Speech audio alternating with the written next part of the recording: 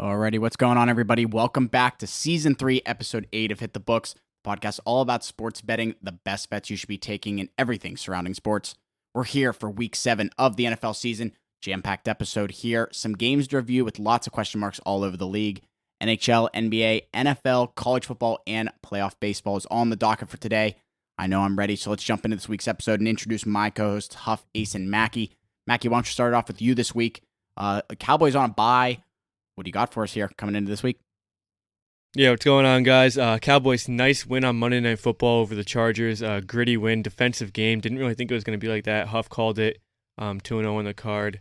Me and Jesse took Cowboys money line, and then Ace just couldn't get Ferguson in the end zone or any love at all, actually. But good week overall. Cowboys bye this week, so it should be interesting just watching this slate, not really having to worry about my game, but it should be fun. Good stuff, buddy. Love to hear it. Ace, let's shoot over to you this week. Who the Patriots got this week? They're not on a bye, right?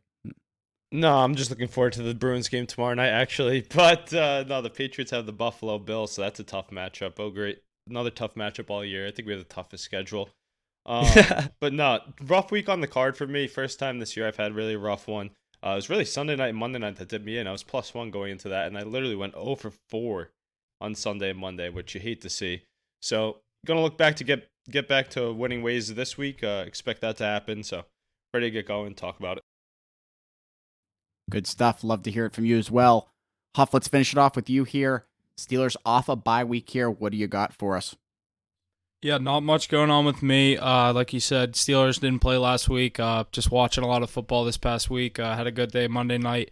Wasn't too successful on Sunday, so needed a nice Monday night to end the week. But this slate this weekend is already looking like not one of our best that we've discussed, but I'm definitely ready to get into it. I know I'm ready to get into it. You sound like you're also ready. 13 games this week here.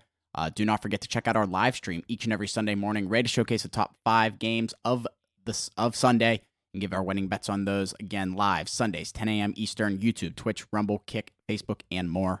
Like I said, 13 games this week coming into Week 7 of the NFL. But before we jump into the NFL, let's do a little top 3 segment here. Top 3 NBA uniforms to kick off the NBA season here. Kicking off on October 24th, just about a week away here. Who wants to get us rolling here? I think, did Huff put this one in here? Yeah, I can get us rolling here. So mine obviously me not having an NBA team, I truly just kind of root for franchises based on how cool their jersey is and if I like their players. Not really tying down to one team. I've always said that I kind of root for players more, but obviously definitely have some love for some of these NBA teams and their classic uniforms. These are probably going to be my top 3, not necessarily the most classic. My number 2 and 1 are probably pretty classic ones, but number 3 is definitely more of a opinion-based one. The number 3, I'm going to go with that one that Denver wore last year. I like the navy blue with the rainbow across the middle. I guess if we're going to do the thing where you put the little picture up here, it's the one with the Denver across the front. Jokic won the ring in it. Definitely helps that become a classic uniform from last year at least. And definitely one that they shouldn't be changing for a while as they just want a ring in it. Number 2, I'm going to go with the classic Lakers, the yellow with the purple numbers, the old school Lakers, the one that everyone thinks of when they think of the Lakers.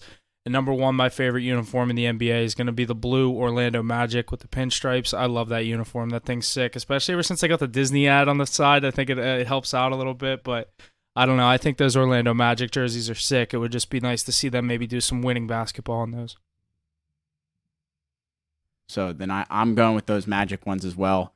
Like you said, and then I also like the the Phoenix Suns, the Valley ones with the. Yeah, those are sick. I don't know. Oh, I yeah. don't even know what I to call love that. those, Like Jesse. that. I feel like that's great. the Kevin Durant Phoenix Suns jerseys. Yeah. Feel that. And then honestly, I think I'm gonna go with the Detroit Pistons. I think the lightning bolt on the pants is really cool. And it comes up to like Jesse likes the teams that never win, but they have fresh jerseys. Yeah. I mean, kind of what Huff said. I don't have an NBA team Ace, in my city. one so sleeper one it's a was tough the old school Indiana Pacers, the white pinstripe Pacers jerseys. Those are sick. But that's those are back pretty when they used to dope, be too. good. Send me it. The I was going to Reggie say, Millers. all these guys. Oh, yeah, I know exactly what you're talking about. Those are actually Yeah. stees.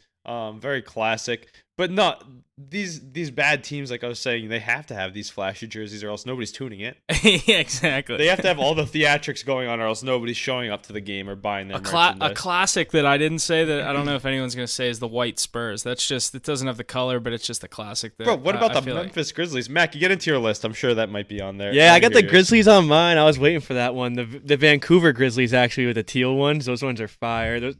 I'm not even gonna have a top 3. I'm just gonna list 3. So give me that one. Give me the Valley Suns one as well, Jesse. That one's fire. I love that one, and I'm a big KD guy too. So. Oh yeah. And then another one is the Jazz, the Karl Malone Jazz. Shout out Karl Malone. Sorry, had to let that go. But yeah, those are my 3. I was muted. Sorry, a little too soon on that. Yeah, it's always gonna be too soon on him. Good list, though. I like that. I like you you get- mentioned the Grizzlies there, Mackie. I'm surprised nobody had that coming in. I feel like that's one of the like dopest. I don't jerseys love of all those time. personally. They're a little too busy for me. The Timberwolves got a crazy one too. I'll shout them out. But I'll go with mine rapid fire. I was just thinking like iconic jerseys, not like their actual like home aways. I wasn't thinking out of any alternates when I did it. So I was just like most iconic like jerseys that they wear every night that I like. I'll just bang it out real quick. Warriors, Lakers, Celtics, I would say. Those 3 are so clean. Like you think of the NBA, you think of the finals is what I think of when I see those with the little finals logo. I think the Warriors one is great. Maybe because of recency bias, but one, if I'm going to shout out like an alternate, a city, some special edition type jersey, I'm definitely going with that throwback Raptors jersey. I'm surprised nobody said it. With the dinosaur on the purple? front, Vince Carter. That is a like, great him one. Hanging from the rim. I mean, I feel like the Grizzlies and that Raptors one is like the most common NBA jersey that people just randomly buy. I was gonna say, Chris and then Bosh another one that was tough for me to get thrown off. You just said it, Chris Bosh. I was gonna say the red Miami Heat, like the prime LeBron, just the Miami across the front. I love that red Heat. 2012 uniform. That thing's LeBron. classic. That's so clean with the finals patch. Like not Yeah, you patch, gotta but have it it. has to be sewn into it. Like it's like the Steph Curry one. Random jersey I have though. I just have an Atlanta Hawks Trae Young jersey. Their City Edition one goes hard. I think any team City Edition jerseys really hit. Yeah, they did really Another good on one, that drop. Mackie, the Brooklyn Nets, those Bed Stewie ones. Those are pretty sick. I like those. Huff, I thought you were. Bed-Stuy. Are you a South Beach guy with the It's Bed-Stuy. Bed-Stuy? Whatever it Bed-Stuy? is. You gotta watch Everybody Hates Chris, dude. Come on. Yeah, Bedford Bed-Stuy. Stuyvesant, man. Whatever it is. Oh. Those with the whatever that print is. The You ever who been to is New it? York? What's the? I'm blanking. I was on like, it. Is no it shot. Biggie? I'm from Like the that area. graffiti. The graffiti. Yeah. Yeah, I like the yeah, graffiti yeah. ones. Are you a South Beach Miami guy? Like they got those pink ones, I think it is. No, I don't The- love those. Do the you remember the low ones they seat- did last year where they did the it was every person was wearing a different number, like the different number font. Do you remember when they did those ones? No, the I Heat? think that sounds terrible though. Remember, Dude, it was terrible. I'll find the jersey. remember in the bubble when you could just put whatever you want on your back. Yeah, that was cool actually. I thought that was sick. The bubble is great basketball too. I hate how people say that's a fraudulent championship. Nah, if but, anything, it's most authentic. no, definitely not that though. Why Definitely not? It's that. just pure basketball. Because think about Game 7 of these really tough games with the crowd going like nuts in a big Exactly, stadium. but the crowd becomes how much easier is playing just hoops. exactly, but it's the most like pure form of basketball. It's like the real best basketball. Yeah, of the players, game, best but not basketball of the team. NBA. Ace, It's look, a I pure just sent form them in of the the group game, chat. for The sure. ones that I was talking about, like Bam's number 13, and his 3 is different than Hero's 4. Oh, I like remember everything that. was so Yeah. different. They were terrible. It's that magazine font or whatever they call it. Like That's the, a cool T-shirt though. Yeah. Is That's that tough. Miami They took- Vice? They took one font, like one letter is from each of the different Heat jerseys throughout their, you know what I mean? Like there's a diagram kinda that cool, explains. That is It's a cool concept. It's just the numbers are all being different. I don't like that. No, that's weird. What was I gonna say? Yeah, I think the Florida Panthers did a better job with the South Beach edition of the uniforms. That light blue. I just But no, sent good. another picture. Just because I saw those. Those Heat ones are some of my favorite random ones too. Those are sick. Heat have some good uniforms. Yeah, boys, lots of good stuff there. Like I said, NBA season just about a week away here, October 24th, the kickoff of that regular season.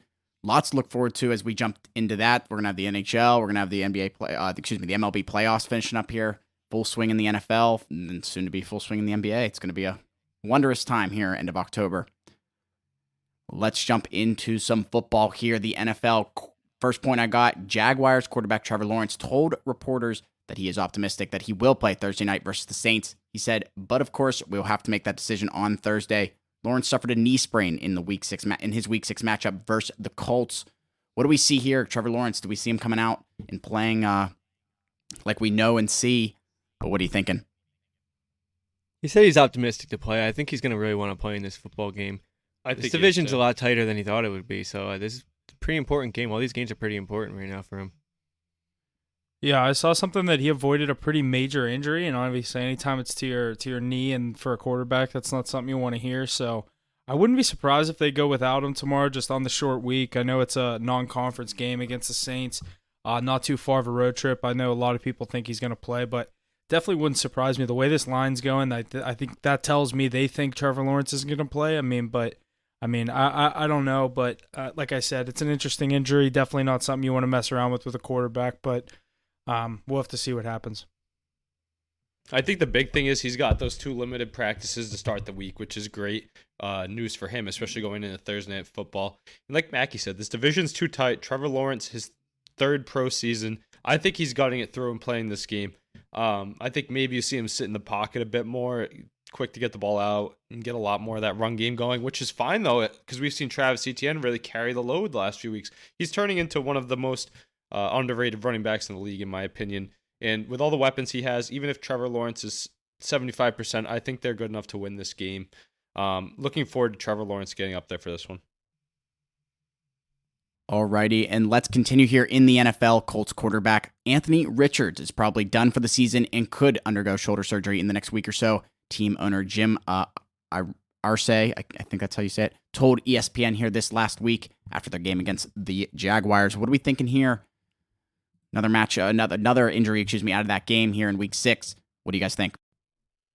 This sucks for the Colts. I mean, they were hoping to have a young and exciting offense this year, but he spent most of the first 5 or 6 weeks injured of his entire rookie year so far. So I think they're doing the right thing to pull the plug. If he needs the surgery, get the surgery and get him ready for next year. But just a shame they ink up Jonathan Taylor and then this happens the following week.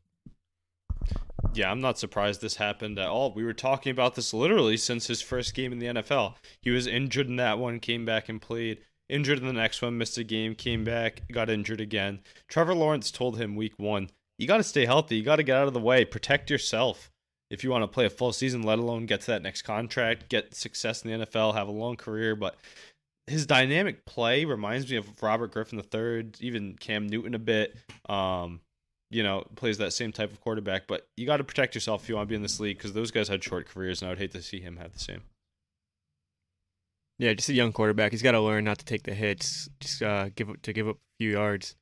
It sucks. Kind of like Joe Burrow. Joe Burrow first season got injured, came back kind of slinging the ball, learned how to not take a hit. You just got to get that experience. You think, though, the tough thing is Anthony Richardson's game relies so much more on running. Yeah, but there's running, like Lamar doesn't take hits. Lamar's, I feel like, the exception. Think of all the other running quarterbacks. They've had short careers. Lamar's been injured already too. He missed a full season. Yeah, he's been injuries. He's had injuries. He's definitely learned how to go down when he's learned when to go down. Lamar's a different runner than Richardson. I feel like Richardson runs like Newton. Yeah, I know what you mean. He's not that big. I don't know. He puts his body on the line every time he goes out there. I kind of like the RG3 comparison. That's who I've kind of been comparing him to.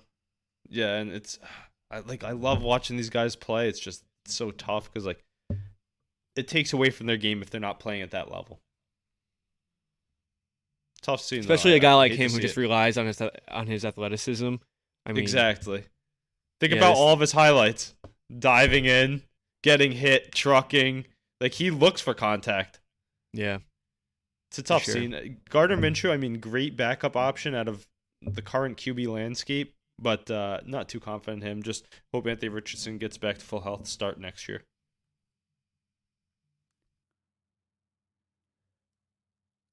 Good stuff there, boys. One more point before we jump into the 13 games here this week in Week 7.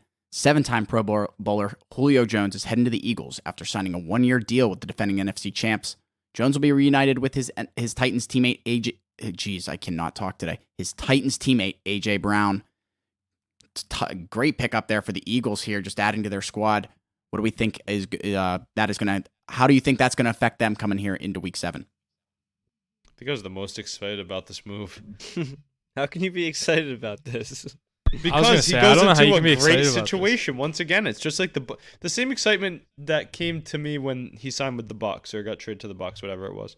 And he was 3 years younger, and he did nothing in Tampa. And he didn't. Same exact situation. Just show me Julio Jones in the Eagles jersey with the blacked out mask, catching a touchdown in the prime time against like the Giants. Like, show me that. Like, come on, you don't want to see that? I mean, you'll get that in the regular season at some point. I think. I don't think they're looking to use him too much down the road in the playoffs, unless I wouldn't be injuries. surprised if he gets his fair share of looks, especially in those big games come playoff time, come the red zone. I mean, their third receiver overall, they have Quez Watkins, and He just went on the IR. That's why they picked him up. and Zacchaeus, who was good last year in Atlanta. He's small, he's fast. Julio Jones is another big target. Like, especially God forbid Brown or Smith go down. Even though he's past his prime, he plays the same role. No, yeah, I know what you mean. I don't think this is a big deal at all, personally. I bet you get some luck. It's a bigger move than Chase Claypool to the Dolphins. Yeah, that's not a.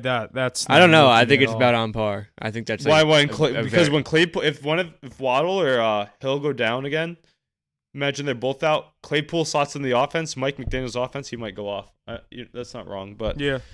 I think Julio Jones is going to garner more looks than we think. I bet you sees red zone targets and maybe 2 to 4 targets a week. he'll definitely have his games where he doesn't see the football though. Yeah, like he'll have some donuts. For sure. I don't think he sees games with 0 targets though. I think we'll see a few for sure. Yeah, I think. I don't think he's gonna be. yeah. I don't think his usage is gonna be very high. Well, look at how much Quez Watkins got the ball. Yeah, but Julio's not Quez Watkins. No, very different receiver. Very different receiver. Very different from what they have on that roster. I like the move. I do. I mean, why not add if you're one of the favorites in the NFC? Yeah, they're interesting move or interesting ad there for the Eagles with that injury. But let's jump into this week here. Week 7, 1 game on Thursday, a good handful on Sunday, and 1 on Monday night. Let's start with the Thursday night matchup. The Jacksonville Jaguars heading to New Orleans to visit the Saints. The Saints are the favorite here, -1.5, just 1.5 points for them. Moneyline -124. Jags moneyline at +106. The total 39.5. Thursday night here, like I said, let me grab my trends here. Got a big one here. The under is definitely the favorite play for me on this game. The Saints have played 12 straight unders. Jags 10-3 against the spread in their last 13 games, including 6 straight on the road. The Saints have covered 5 straight versus the Jags, 6-1 against the spread in their past 7. What do you guys like coming into this matchup? Like I said, Saints all over the under in their past couple matchups, but what are you guys thinking? I think it's another under game, to be honest. I know that stat was released this week, so everyone's going to be hopping on it, so it might be a public play. But, I mean, I can't see a situation where an injured Trevor Lawrence, if he plays, can find a way to put up points against this pretty good Saints defense. And on the other side, I mean, Derek Carr's not really going to be moving that ball down the field very often. I mean, Kamara's back. Kamara's looked good. The Saints still lost last week to the Texans, so it doesn't change that offense completely. I just don't see a lot of points going up on the board. I think it's a very defensive game. Jags defense isn't a slouch either. So Thursday Night Football primetime, I just don't see a lot of points. I like the under. I lean Saints too. Wow. I mean, I think my take earlier, I love the Jaguars at +100. Are you kidding me? Mackie, if Trevor Lawrence is 100% healthy, no doubt in his mind, are you taking the Jags or the Saints? I'm just not taking the Saints. Hmm.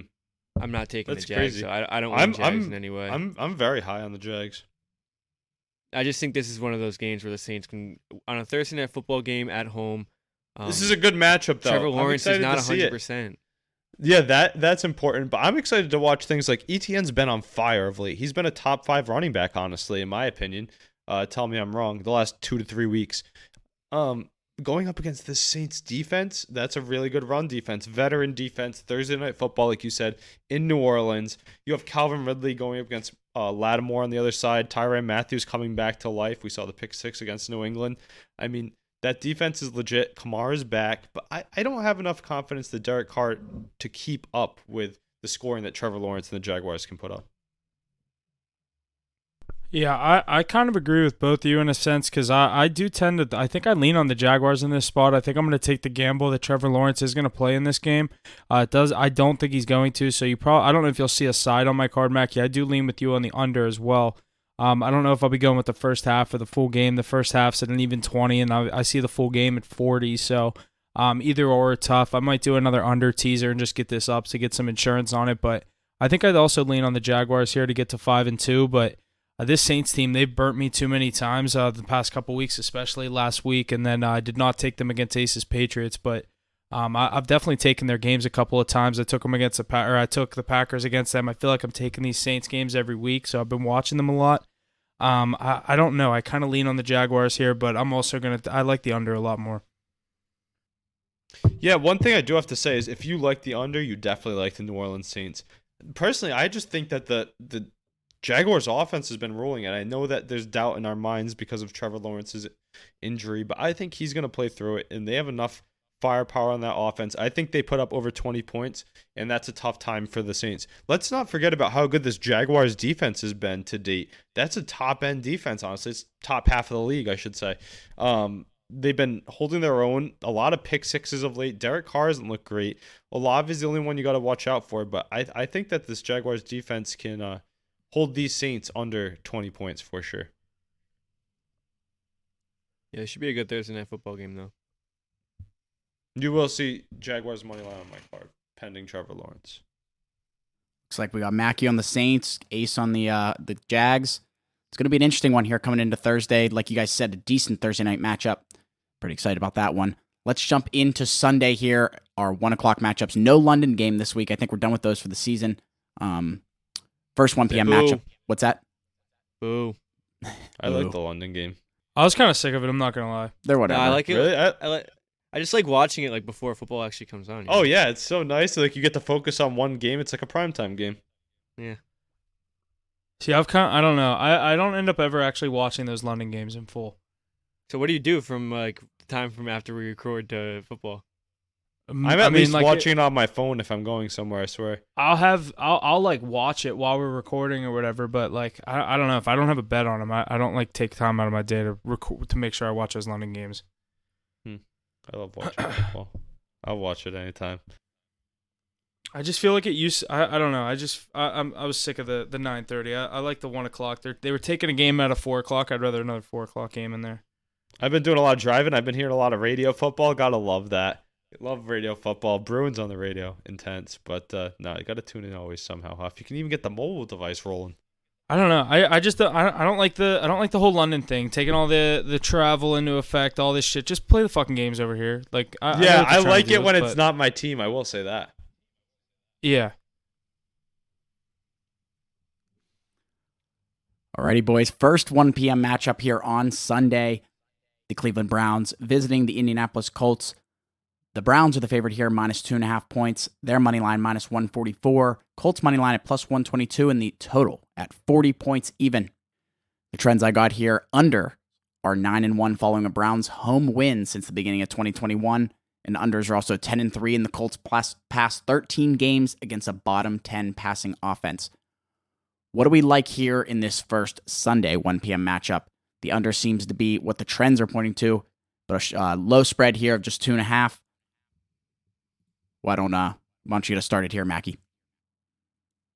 Yeah, I'm on the Browns here. This line started, I think I saw it minus 1.5 like earlier today, I think, and now it's sitting at 2.5.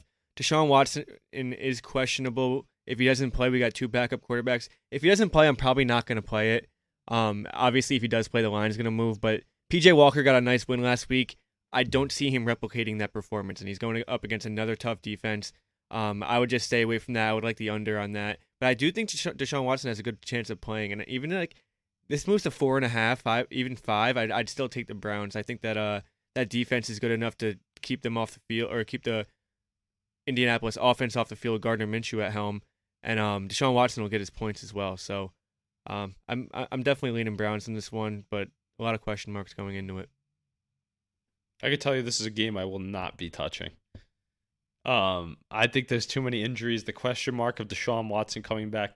We saw Kareem Hunt come back to life for the Browns last week, which is pretty cool to see in my opinion.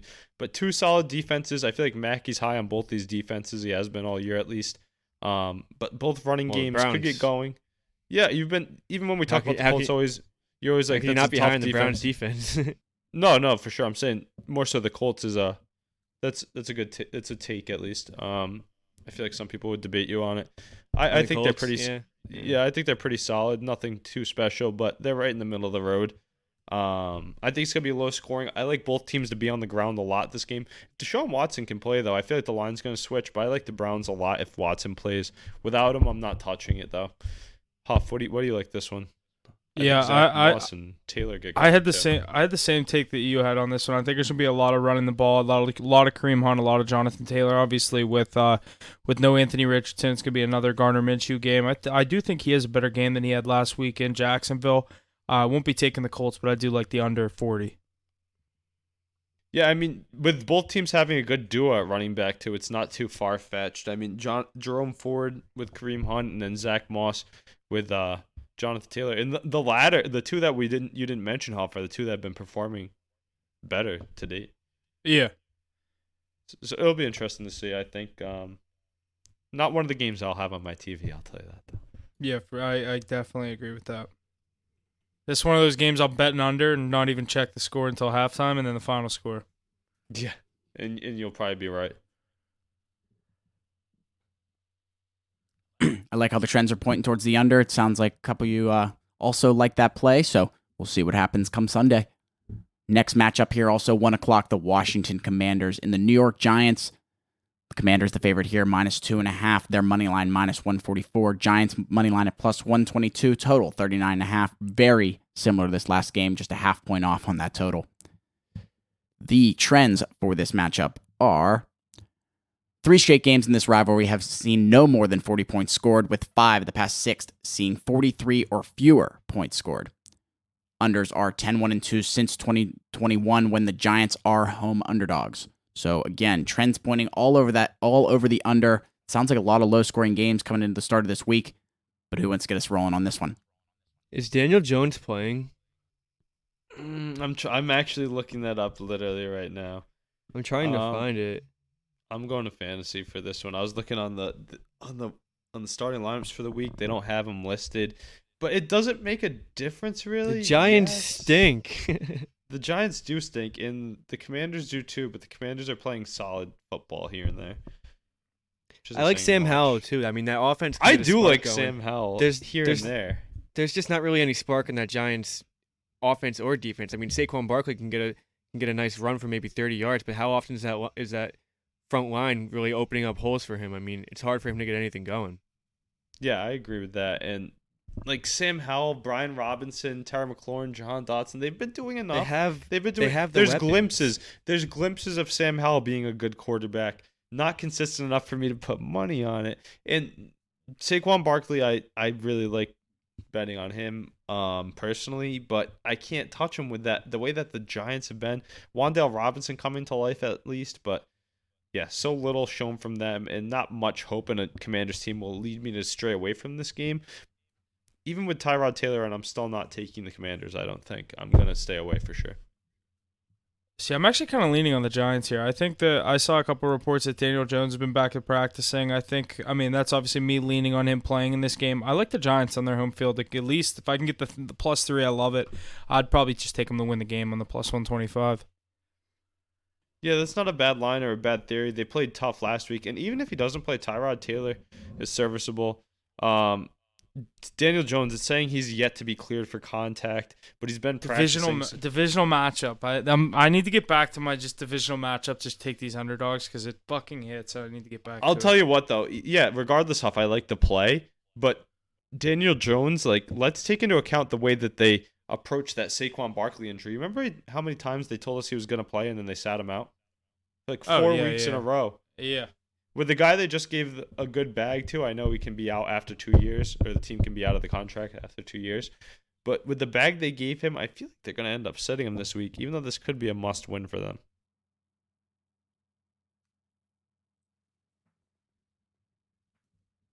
Going to be an interesting game there in New York. But let's jump forward to this next matchup. The Atlanta Falcons heading to Tampa to visit the Buccaneers. The Bucs are the favorite here. 2.5 points for them. Their money line minus 138. Falcons money line at plus 118. Total 37.5.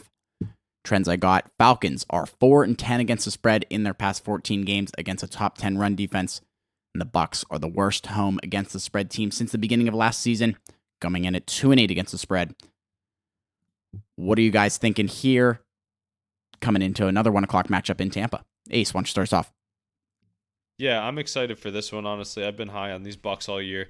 Tough matchup last week with that Lions team who's really exceeded my expectations and turned into a powerhouse in the NFL. So I expect the Bucks to come in, divisional matchup, more experienced team. It's in Tampa Bay, I believe you said. So that bodes well for the Desmond Ridder saga. I know he finally lost one at home. But normally I say 2.5 points. Let's take that for sure. It's under 3. Better value, but I'm gonna take the money line here for sure. The Falcons love these weird scores. I don't know if you guys have noticed this the last few years. If you've been on any of their games, it's always like 22, 21, 19, like weird numbers that you don't see often. I'll just take the money line. Bucks to win. Trust that defense. Baker Mayfield showed me enough with Mike Evans and the rest of the weapons he have down there. I like Rashad White as well, but I think this defense is gonna cause problems for Bijan and Ritter. Eager to hear what you guys have on this one, but you'll probably see this on my card. Mac, you want to go? You're muted. Yeah, I'm definitely with you here, Ace. I really like that Bucks team a lot more than I did preseason. I know you were the only one to actually back them up preseason. I was definitely on the other end, but this team showed me a lot. That defense has showed me a lot. Even last week, the game kind of got away from them against the Lions, but it was a close game throughout the first half, even into the third quarter. That Bucks defense really held their own, and Baker couldn't really get much going. That offense couldn't really get much going. That Lions defense is good too, but obviously when you have Jared Goff on the other side playing as well as he is, they're going to find something sooner or later. But big bounce back game for the Bucks. They're at home. Falcons don't play well on the road. You're going to see Desmond Ridder struggle a lot against this defense. I'm big on the Bucks as well, but the Falcons like to play like 1 to 2 point games every single week. So I'm with you on the money line as well. Yeah, I definitely think this is a big game for the Bucs in a divisional matchup. I for some reason I lean on the Bucs in this game. You probably won't see me card this, but I would not be surprised to see the Bucs slip this thing up and let the Falcons get one, and they both leave Week 7 4-3 for co-lead of the NFC South. That just wouldn't surprise me. I know the Falcons haven't played well on the road this year, but I don't know. Divisional matchup. I don't have a play on this one right now. I think I lean on Tampa Bay, but I don't know. I kind of like that value for the same reason I like the Giants in the last one. Bucks are 3-2, Huff. That's what I'm saying. If the Falcons win this game, they'd both be 4-3. I see what you're saying. Okay, yeah, you're right. They'd be 3-3. Had their bye 4-3. Yeah, they already had their bye. I was confused by that. They were on the first teams that I hate those. I hate those early buys. They throw me off for these teams' records. Like when I'm trying to be it's so annoying. Like the Steelers just had theirs. Like now my record's like thrown off by the week, whatever week it is. You know what I mean? Uh-huh. Gotta get to like week 13. You're behind. You're not on We've only played 12 games. Yeah. No, this will be a good game though. I think it's going to be a close fight throughout. Whatever side you end up going with, there'll be a sweat. But it seems like all of us like the Bucs. Yeah. Eager to see if any of us will actually end up putting this on the card. I will not. I probably will be, actually. I really like this play. I was going to say, I feel like we've been on the Falcons and Bijan a bit this year too, but I do like the Bucs in this spot. At home, at least. Yeah, for sure. But yeah, the AFC East and the NFC East have the same exact records. Kind of cool. That's wild. Nice. Hopefully we have the worst one by the end of the year. No, I'm never on for a Look tank. at that loss. We'll All faith in those Patriots. Yeah, it must have that's been that all beating gone. in Dallas that did it. No, that's all right. That's all right. I won't be like that. I don't like rooting for a tank ever, but people say that, but I don't know. I don't think you need to do that. There's a lot of good quarterbacks coming up. Love it, boys. A lot of smaller spreads here. 2.5, 2.5, 2.5, 1.5. Let's jump into a bigger one here this week. The Bills and the Patriots heading to Foxborough there. The Bills are the favorite, minus 8.5. Their money line, minus 450. The Patriots money line, plus 350. And the total at 40.5.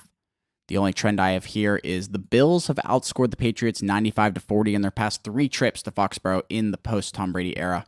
So not looking good for the Patriots, but they got 8.5 points here. What are you thinking, Ace, coming into this 1 o'clock Sunday matchup at home? I don't think I can take the 8.5 points here. That's a lot against a really good team. But especially after last week, I thought they should have won that game. And it reminded me of the Eagles game, of the Dolphins game, and I think there's one more mixed in there where we were, not the two blowouts, but the other ones where we could have won the game on the last drive, but Mac Jones just couldn't get it done. And not even by his own doing. There's just always something that's going to happen because that offense can just not put points on the board. Defense still playing pretty solid, so I wouldn't mind, like, one pro Patriots bet, I guess you could say, is probably a Josh Allen interception. Could definitely see that happen.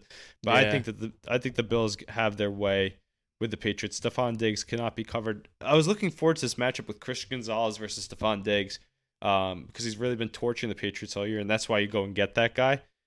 But with J.C. Jackson maybe our best bet now with Jonathan Jones. I think Diggs will have a big game and find the end zone for sure. He always does against the Patriots. But I like the under here. I think this won't be as bad of a blowout as some of the previous Patriots losses.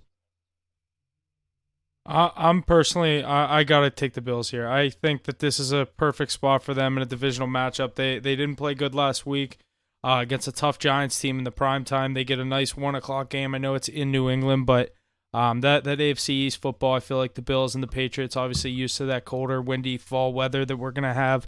I'm on the Bills. I'm going to take the number and lay the -8.5. You going to put that on your card? That's a lot of points in a divisional game.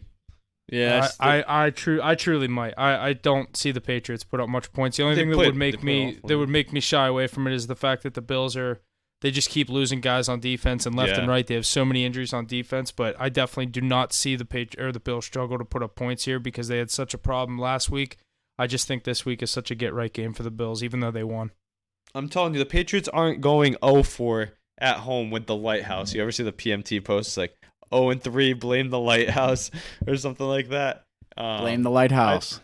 I bet you they could get, not this, maybe. I mean, I'm not going to touch it. I'll probably throw like fandom like very light on the Patriots money line just because I'll watch the game. But that's my real plays on this are Josh Allen with the interception and Stephon Diggs to get in the end zone. I think those are the two best plays of the game. I think the Bills will have the ball a lot. That's why. I like the +9. I mean, it's too many points in the divisional game. On the road for the Bills. But what are they saying? This would be a 14, 15 point spread if it was in Buffalo. I just think it's a little too much. But I think these big spreads have been getting covered this year. I have to stop thinking they're too big. They've been getting covered. Yeah, definitely. I mean, you can't go wrong betting on the Bills or betting against the Patriots at least. But that's why I won't be throwing on this game. Patriots burned me last week. I mean, Jesus Christ, Mac Jones.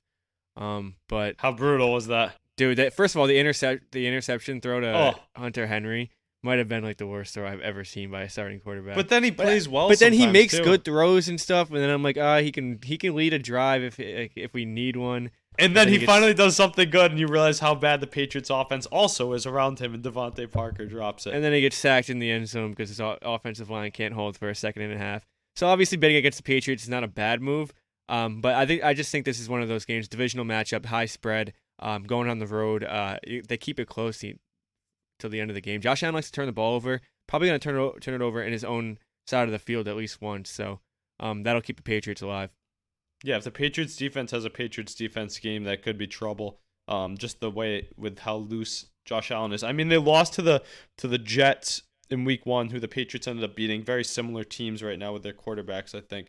Zach Wilson just kind of hot right now compared to Mac Jones, which isn't saying much because it's still pretty bad.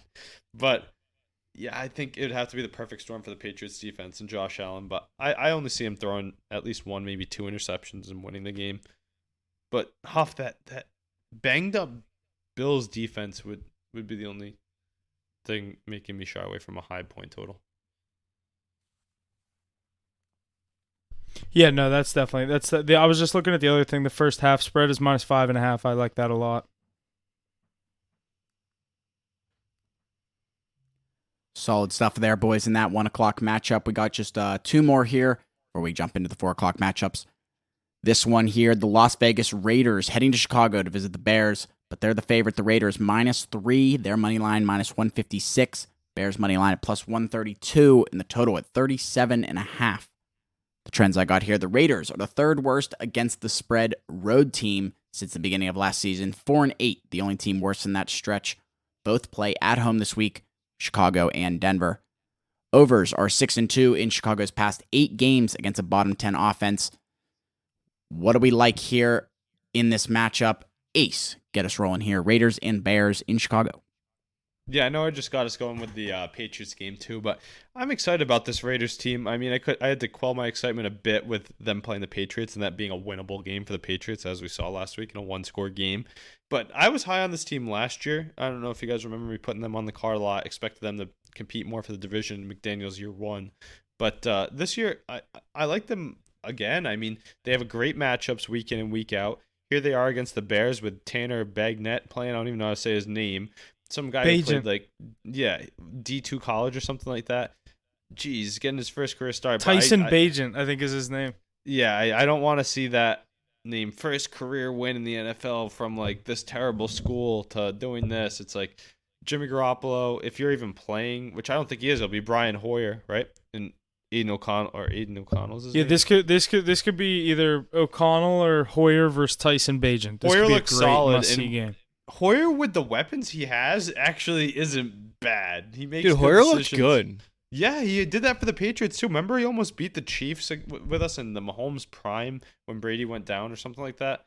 Yeah, I mean, Brian Hoyer, he gets the job done with Josh Jacobs. And you know what else? Josh McDaniels knows exactly how to use Hoyer, how to use Jacoby Myers. He knows how to give the rock to a stud in Josh Jacobs. They've got that young tight end Meyer playing too.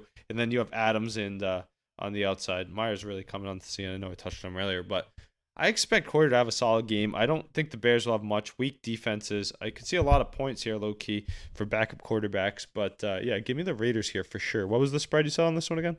3 points? Yeah, even 3. Yeah, I like the even 3. Give me that. I might even put this on my card. And Brian Hoyer, we trust. Yeah, I'm with you on the Raiders. I'm just going to keep fading this Bears team. Did it last week. It was a little easier with that Minnesota Vikings team. I think they're a little undervalued just because Jettas was out, but still got Kirk Cousins, and they're still playing the Bears. So, Ace, I know you hit on this Bears team, but I'm going to keep fading them. Yeah, that was circumstantial, though. Yeah, that was a nice hit. I'll give you credit for that one. But I am going to fade them until they Only time wrong. all year I took them, but I think Josh Jacobs is one of the top-end running backs as well with ETN, and he's going to have his way. He's going to go for over 100 against this Bears weak defense. Yeah, for sure. He's putting up 100. Yeah, I'm on the same side as you guys. I like the Raiders for all the reasons you said. I'll lay the number as well. I think there's a good chance, obviously, that we get. That Tyson Bagent dude going for Chicago. I can't put money on that Nathan kid Peterman. based on what I got. Yeah, or Nathan Peterman, based on what I saw last week. Yeah, give me the Raiders. I was confident in them 2 weeks ago in that Monday Night Football game. I did not take them against those Patriots, but yeah, I could see them pick up a win here in Soldier Field. I like the Raiders -3. Are they a dark horse playoff team? No. They have a But weak they could get the schedule, 4-3 here. They have a weak which schedule. would make things spicy. But I just think that there's no way they'll find a way to not make the playoffs. Do they still have the Broncos again? Yup. The Chargers. Yeah, like but to they can lose big to the games. Broncos easily. They probably still get the Chiefs they could, twice. but they're valid though. They're valid. They already lost to the Chargers once, so that means they Still have the definitely- Chiefs twice. And Max they beat Crosby's turning into one of the best pass rushers in the NFL. Yes, is for sure. Is he putting on a depoy performance so far this year? there's just too he'll many never be ahead of top. him. He'll never be top 3. He'll be that second tier. I feel like TJ he's at the he's third in the AFC. Yeah, there's 2 guys in the NFC that are better than him too. Yeah, I'm saying in the AFC though. You don't think he's top tier in the AFC? You'll put him. Would you put him in top tier? He's- I yeah, think, he's a I think pretty- Or do he's you a think clear Watt 1 and too. Garrett are in their world of their own? You don't think Crosby can I get true- into the 3 of I that think echelon? I think Garrett's more similar to Watt in the fact that when you watch him, his motor does not stop. Like, you can Yeah, think he's yeah. so out of a play, and then you'll just see 98 come flying in out of nowhere and get a sack. Like, I will give him that. He is really good, but I just He's a think good TJ point, has though. the more weapons around him. It helps him get the exposure where, you know what I mean, you can't double on TJ Watt. He where has the a lot weapons of- around him. Max Exactly, Crosby a lot of doesn't. guys So does are Myles keying- Garrett. Exactly. I mean, that's a tough defense to be on. He's still making waves. Definitely, we'll put him at. We'll just say off the cuff, top 5, number 5 or number 6. in the I'd say NFL as an he FS. is 5. Like, he is 5. You're not putting Hutchinson ahead of him. Not yet. I agree, It's tough, not though. yet. So he's right behind him at 6. But Dude, those are Crosby's 5, 6. good. He's a game changer. Dude, another one that I love is Thibodeau on the Giants, but he's not having a great year. No, not anymore. He's so athletic. Like, he has so much potential. I just don't think he likes the game of football anymore because he's playing Exactly. for the Yeah. fucking New He York got Giants. his signing bonus, and now he's playing for a loser team.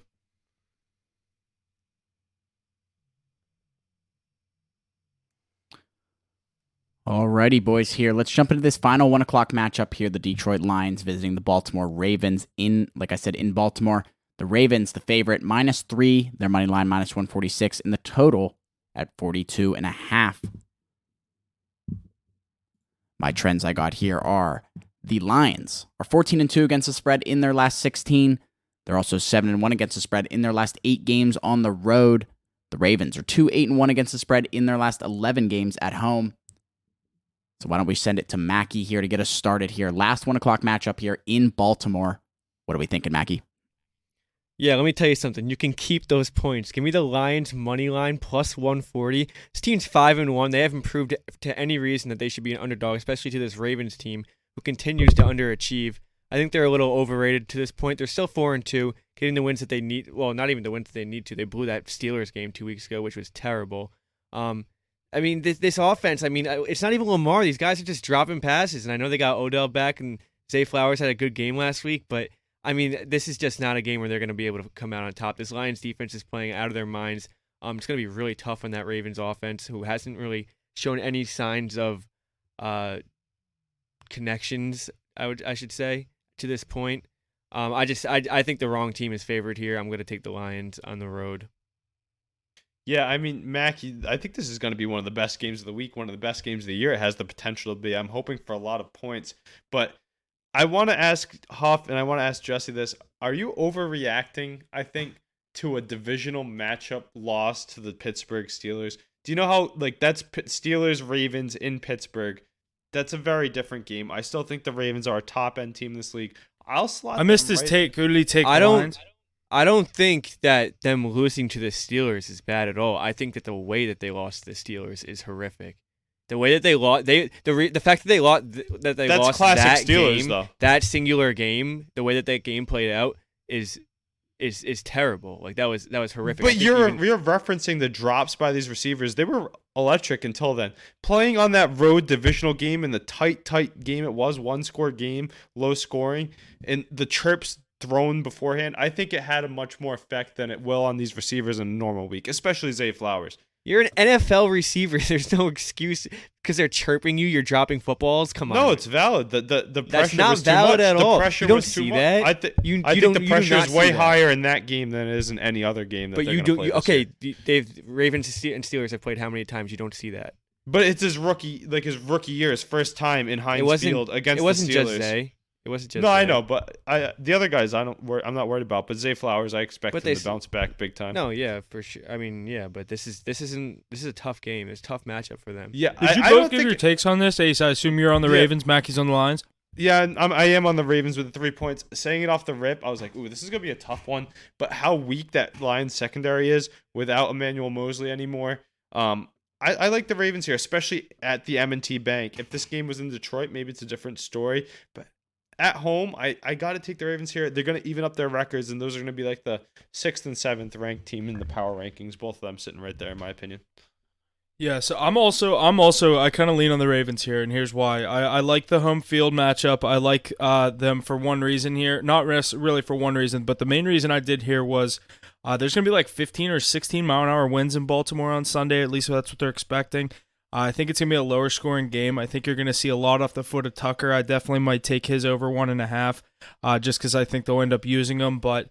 I don't know. I definitely lean on the Ravens here. I like the Ravens with the 3 points. I think the Lions have, without David Montgomery, they're looking to get Jahmyr Gibbs back and put him in a number 1 role, but we're yet to see that so far this year, them really use him. I'm going to go with the Ravens here. I like the Ravens at home. I think this is a big game for them to prove who they are in the AFC. I know that the Lions are an NFC team, but I think the Ravens get the job done here on their home field. I think this Ravens defense is top notch too. Roquan Smith leading the way, one of the best linebackers in the league, potentially the best in the AFC. I like what they're going to do with Montgomery not practicing so far this week, Gibbs being limited. I don't like what they're going to have on offense against this team.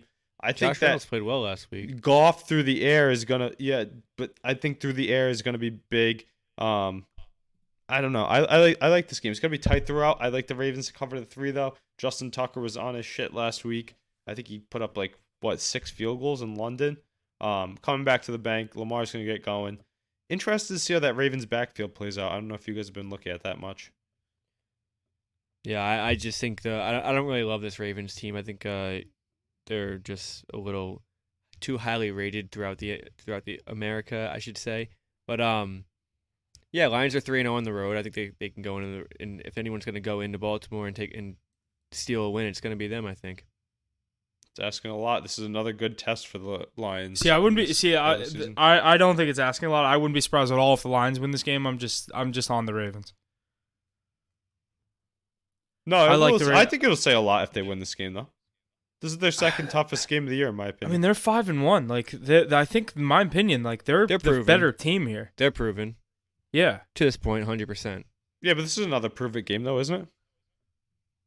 Yeah, but I'm saying they're 5-1. The Ravens are the ones with what? What are they? 3-2, 3-3, 4-2, 4-2, 4-2. It's And not they one of those only situations. The only where reason they should be 5-1. If that's any other team, they win that game. I think the only reason they lost is because it was the Steelers in Pittsburgh. You scored 10 points, dude. But they also lost to the Colts. Who was the Lions lost to? The Seahawks in a high-flying shootout. That was I had the Lions in that game. I don't know. I wouldn't be surprised the Lions win this game. I definitely think I feel like the Lions are more like the Ravens are more the team here that needs to prove something. For That's sure. a good point. I think they need to as well. I think the Lions can lose this game by 15 points, and no one's gonna be like, "Oh, this team's frauds." I think they're solidified. Top team. It'll pull back the reins big time, though. I saw think some it would- ratings yeah, I this think it would week where pull- they were up there 15, with the that's a Chiefs lot. as the top. Big Cat had the Lions and the Chiefs as the top echelon. That thing he makes is also to get people to comment. No, but still, I mean, for sure. That shows you how much hype's behind it. Yeah, There's a lot of hype. There's a lot of hype around the You Lions just can't right now. I put don't too know much if you stock guys into that kind of stuff. You guys Do you hear think you guys hear a lot of talk amongst people, though. A lot of people are high on the Lions right now. You think if they lose this game by 2 touchdowns, everyone's gonna pull the brakes on them? I think they're gonna pump. No them. way. Absolutely not. Absolutely not. Dude, 2 touchdowns, that's a crazy. lot. But No, it depends, dude, you know it depends how easy it they is? follow it up. If it's a close game, no, and they lose. But if they get pumped, for sure. Well, what's 14 points? It's like 35, between an 21. ass kicking and What a. about when Dallas just got beat 42-10 and nobody really blinked an eye? Those the Niners though. I think people blinked an eye. I think they would have been a 3.5 Remember point favorite in that Chargers game. They pumped the brakes big time on the Cowboys too, though. The Cowboys How? Super Bowl talks were off after that week. I think they're still going on. They're still top 6 in odds. No, I know, but after that game, it was like, oh shit, like the Niners are good. Mackie, you don't think if the Cowboys would have competed in that 49ers game, they were a 3.5 point favorite in LA? No. No, I See, don't. I think that. I I agree don't with think Mackey on any- that take. I don't really think anybody really overreacted to that Cowboys loss. But then again, it's the Cowboys. They've been in the situation, like they've been in It's the like, playoffs. oh, You year just in and year expect it out. from the Cowboys. Like it's expected from them. And they're a solidified team to like that they're good. I mean, the Lions. There's are just still, so like, much we don't know about the Lions. So that's the thing, is that are they solidified into that upper echelon? And you just A win helps that. Ace doesn't seem to think so, but I think they're up there. No, I I do. think I think this is an important game for that, though. Yeah, it's gonna be a good one. Probably the best game of the week. Sunday Night Football. Alrighty, that's going to wrap up all the 1 o'clock matchups. We'll hear a handful of 4 o'clock matchups as we get rolling here. The first one, the Pittsburgh Steelers heading to Los Angeles to visit the Rams at SoFi Stadium. The Rams are the favorite here, -3. Their money line, -166. Steelers money line at +140, and the total, 43.5. The trends I got here, the Steelers have covered 16 of their past 25 games as an underdog, coming in at 64%. And the Rams and Dolphins are the only teams unbeaten against the spread when favored this season, minimum of 2 games as the favorite. What are you guys thinking here? Huff, why don't you just go in this first 4 o'clock matchup in LA?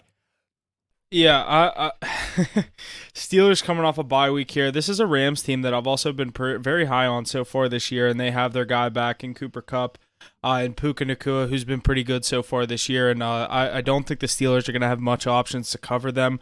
I definitely think it's going to be a big, long day for the Steelers, but The Steelers, they just love to hang around in games. I'll probably kind of take the 3 points. I might put them in a teaser to get it at 7.5 or a little higher. I don't love them straight up to win the game, but my Steelers, they love to hang around in these games. They have the better defense in this matchup. No Kyron Williams for the Rams. So it's going to be a lot of Stafford to Kupp and Nakua, but I don't know. I think the Steelers defense is able to do enough to keep it close. I'll take the number with the Steelers, but like I said, I might tease it up a little higher. But yeah, off the bye week, these teams tend to do good going across the country, though I don't love that. But Steelers have tended to play pretty good in SoFi throughout its existence, so I'm going to take the Steelers with the number. Yeah, I'm like you said, I'm probably not taking a side just because of the way the Steelers hang around in every freaking game. It's like nothing is safe against the Steelers defense because of They some just type find of turnover. ways. Like just they don't find even ways to play win well all games. game, but they'll win the game. And Yeah, that scares me. Deontay Johnson coming back, I think that And might it be a doesn't lift for matter. this- might be a lift for this offense. And that Rams defense hasn't been too strong, so maybe Pickett can get a little bit going. But my favorite play this week is definitely on Kupp and Nakua props here. If you're going to take one, you might as well take the other. But I think they could both end up finding the end zone. Matthew Stafford going to have a good day through the air against the Steelers defense, in my opinion. I just think it's going to be tough for Matthew Stafford to find the time to get the balls through the air. Obviously, Kyron Williams is out. You're going to have to rely a lot on that arm. But that Steelers pass rush against that offensive line is going to be pretty unmatched. I mean, that offensive line couldn't even give him time against that Eagles pass rush. And I know the Eagles pass rush is right there as well. But T.J. Watt coming down your throat, hey, yo, that's going to be tough. I heard that. That's going to be tough to play against. But again, you could see the Steelers go out there and shit the bed and kind of get blown out and going across the country. Mackie, one thing is, though, I agree with all those takes, but I feel like Matthew Stafford, veteran quarterback, Super Bowl champion, he's going to be able to get the ball out quick, especially against this defense because he knows what they possess. That's why I like a Nakua or Kupp receptions because of how well they can get open on those quick slants. Yards after especially catch, both of them. I feel like they're both going to see over 10 targets this week. It's gonna be a lot of that. It's gonna have to be. It's a good over receptions prop game. Yeah. But yeah, Listen I to mean, I this. don't have a side on this. Listen to this press conference that Tomlin gave this week. There's someone said, like, how do you feel about your team coming out of the bye week? This is the most Tomlin answer of all time. About getting back in the competition, coming off of our bye week. The usual bye week business for us, an opportunity for self-analysis in all three phases. It's such football coach what we don't talk. do well, strategic things, how we divide the labor up. We went through those things with a fine-tooth comb as a staff. Spent some time addressing some of those things, some of the more significant things with players. He doesn't ever talk about what those things Match- are. He It's doesn't just, talk about anything. Match that It's speech just- up with the same question from last year, and I bet you it's very similar. I guarantee, dude, he has just like a book. They're doing of, like, stuff. They're doing stuff and things. Yeah. Don't worry about it. They're stuff looking and at things everything. and they're analyzing things. How are the Steelers usually after a bye? I feel like they're I a don't- good bounce back team up for that with a good coach. I don't know. I don't have like an off. Hopefully the they bye figured stat, out Jesse. that Do they you have to get any? Jalen Warren more involved in the offense. Jalen Warren is literally projected more fantasy points than Najee Harris this week. Really? Mm-hmm. I have both of them on my one team. Jalen Warren is projected 10.3. You know what that means? Najee's going to find the end zone. Yeah, that's what I said too. Najee's projected 8.4 in my one league, and Jalen Warren's projected 10.3 in the same league. Big PPR league, eh? Yeah, it's full PPR. That is why, but still pretty crazy to me. Yeah, I agree. I'm starting Jalen Warren. Tyreek Hill projected 24.3 points this week. This might be a higher total than you think. Normally, you always think Steelers under. I think there actually might be a good bit of points in this Steelers-Rams game. Yeah, I think both Fuck, I just quarterbacks are closed going to my be able to FanDuel throw app. some touchdowns this week. Kenny Pickett throwing touchdowns. Yeah, call me crazy, but I think this is the week he has his times. It's like saying Mac Jones is going to go out there and throw some touchdowns. It's nothing like it saying happens. that. It happens 3 out of 16 games of the year. Sorry, Nah, I'm Mac just Jones- chirping. Mac Jones I'm was just good. chirping. He was a Pro Bowler. No, I'm fucking with you. Yeah, I know. You know what I say about the Pro Bowl, Tyler Huntley. Tyrod Huntley. Put some respect on his name. Should have beat Joe Burfraud last year in the round 1, but he got screwed over by that Joe 1-yard rush. Burfraud. Yeah, I don't got much else on this game. I think it's just gonna be a classic Tomlin off the bye week game. But I do like that play that you said with the. I could probably take that cup of receptions because I don't think we have anyone that's gonna guard him. No, and just like think about how quick Stafford's just gonna go zing right to him 5 yards. He's gonna take that. I mean, sooner or later, if they're smart enough, they'll put Joey Porter Jr. on one of them. But I the really nice don't young, want to see quick him. legs. on. No, but you've seen Cooper Kupp even against the best corners in the league. He's still gonna Yeah, put dude, up he his just numbers. runs 4 yards, stops, he throws him the ball, and then he spins for like 6 more yards. It's like 10 yards every fucking time. He's good. It's crazy. Nakua does the same thing. So I'm saying if you take one, you got to take the other. In Yeah. my opinion. Yeah, they're both gonna be set at probably like 6.5. 6.5. I was gonna say 6. Maybe one of them will be 6 even. Both 6.5, but a heavier line on Cooper Kupp. Book it. Yeah, way heavier on his. Minus over. 140 over 6.5, and then Puka Nakua. One of them will score. One of them will score a touchdown too. Yeah, probably.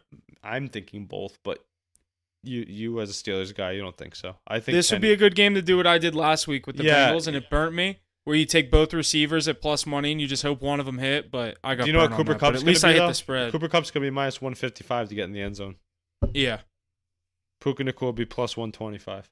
if you're ballsy, you take like Cup first team and Nakua anytime. That'd be crazy. You hit, and you could hit Yeah, both. to get 2 pluses. You're really looking at value there. Huff's a value hunter. Alrighty, boys. Going to be a good first 4 p.m. matchup there for the Steelers. I'm excited about this one. But let's jump into our next one here. The Arizona Cardinals visiting Seattle. The Seattle Seahawks. Seahawks the favorite here, 7.5 points. Their money line minus 390. The Cardinals money line at plus 310. And the total at 44.5. No trends for me coming into this matchup, but I don't know. I'm not particularly excited. Do you guys think the Seahawks are going to take down the Cardinals? 8 points, 7.5 points. Who wants to get us rolling? Nobody on this one. I'll tell I know. You. Yeah, I can tell. Snooze I'm fest. not gonna. I'm- This is No, the worst I'm at- game of the week. See, I don't But know. the I don't think Seahawks this is- are good. Kenneth Walker gets in the end zone every week. Geno Smith, like I was off this wagon. I got to buy in on the Lions and the Seahawks now. I'm buying the share so quick. But Seahawks, I've been on it for a while since they beat the Lions. Remember that? But DK Metcalf, he's playing good football. You know, we got Tyler Lockett, we got Geno Smith, we got Spoon on the outside on the back end, and Kenneth Walker. That guy's auto. Whoever put that tweet from the other day, thank you, because he scored 12 minutes into the first Got slate you. of the day. Maybe I take that again because I think he gets in against this Cardinals defense. Yeah, That he's might be my probably favorite gonna- play from this game. Might be a little more steep though against this defense, but yeah, he does seem automatic, and they really like to go to him inside the red zone, and he can break out for those 13-yard touchdowns in the red zone. So, I like that play. I might start hopping on that with you. What is Sure. it? Kenneth Walker. Kenneth anytime. Walker, ATD. Oh yeah, I did that. What the week they played who was it? The Panthers. I did You him hit. and Miles Sanders. You hit. Yeah, he hits a lot. I don't know, dude. I kind of like the Cardinals with the points in this game. The Cardinals, me being a Seahawks fan, With the I've watched points, a lot of I've watched a lot of Seahawks Cardinals games. Just historically, the Cardinals keep things close. It's kind of like, I mean, there's a lot of those divisional matchups where the two teams just love to play a close game. I know this is in Seattle. I'm just leaning on the Cardinals with the points here. I kind of really like this play. They've been just hanging in games and then they slip up at the end of the game and just kind of can't hang around. But I think they might be getting James Conner back this week. I don't want to speak on that too for sure. That they have those other running backs that they've been using, but I don't know. They've been doing just enough to keep around in games, and I could see them cover a 7.5 point spread, especially in a divisional matchup. But I'm seeing here, yeah, I was looking up the career or all time against the spread for these two teams, and the Cardinals do lead 25-22-1. So the Cardinals got the ATS record, but the Seahawks have the all time record for actually straight up wins. I think that kind of stems back to the Russ and I don't know. There's been some good Cardinals teams as well, but those Russ years, they definitely dominated. But the Cardinals love to keep things close against them. I'm going to go with the Cardinals plus 7.5 here. Yeah, I mean, I'm not taking a play on the points here, but I'm definitely going to add my Seahawks money line to I my might can't tease. lose This might be a parlay. play that I tease up. Like how I said, I might tease the Steelers higher. I might get the Cardinals at like 13.5. Yeah, I like that too. I like them to stick around a bit. They've been known to score some points. I know James Conner's still out, which scares me though. I know they have Damon Williams toting the rock, but he's nothing. They just use those like Hollywood Brown's having a good year. Hollywood like Brown is Rondale good. Moore's Rondale Moore yeah, is like, good. Who's the other guy? Wilson. They have jumping on. Yeah, the what's scene his- a bit? Yeah, I can't think of his name. Who's their tight end too? I'm trying to Ertz. They have Ertz. Ertz. Yeah, he's good. And Buda Baker wants to get traded, so I mean, I don't know. I'm not taking anything on this except for the Kenneth Walker touchdown. Maybe do a same game parlay, Kenneth Walker touchdown and Seahawks money line, because I think the Seahawks definitely win as they look forward to getting into the playoffs once again this year. Could be a survival play, even though it's a divisional game. That could be a survival play of the week. Good stuff there, boys. Let's keep it moving here through these 4 o'clock matchups. The Chargers and the Chiefs next in Kansas City. Chiefs are the favorite here, 5.5 points. Their money line minus 230. Chargers money line at plus 190, and the total at 47.5. The trends I got here: the overs are 10-2-1 following a Chargers loss since 2021, the highest hit rate in the NFL. Next, the Chiefs are the 5th worst against the spread team since the beginning of last season in divisional games, 2-5. Only Seattle, New Orleans, Arizona, and Chicago have been worse. What do you guys like here? 5.5 points for the Chiefs at home. Who are we thinking? Yeah, I really like 2 plays here, and the first one's going to be the Chiefs with the points. I am going to go the Chiefs minus the 5.5. The second one that I really like is the under in this game. Another divisional matchup, 47.5 points. I really think that a lot of people, the offenses are going to be going this game. I have the same logic I had on that Monday night game. I think it's going to be a little bit slower. I think the Chiefs cover the number, maybe 27-17 Chiefs. Yeah, it's a pretty high under or over for a divisional matchup, but these two teams do tend to go at it. But I like the under as well. I do lean the Chargers plus the 5.5.